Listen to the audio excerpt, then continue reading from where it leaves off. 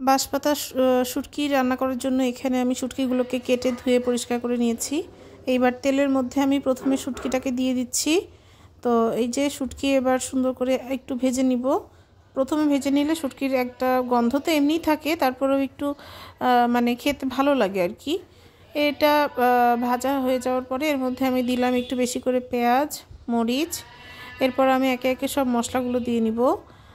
প্রথমে দিলাম লবণ, এরপর দিব হচ্ছে ধনিয়ার গুঁড়া, হলুদের গুঁড়া, মরিচের গুঁড়া। তো এই সব মশলাগুলোকে দিয়ে অনবরত নাড়তে থাকবো যেন নিচে না লেগে যায়। তো কয়েকটা কাঁচা রসুন দেয়া হয়নি, এই জন্য পরে দিয়েছি। এরপরে একটু আদা রসুন বাটা দিয়ে মশলাটাকে সুন্দর করে ভুনা করে নিচ্ছি। এইবার মশলা ভুনা হয়ে গেলে এর মধ্যে আমি টমেটো দিচ্ছি একটু বেশি পরিমাণে, টমেটোটা বেশিই দিয়েছিলাম এই তরকারিতে।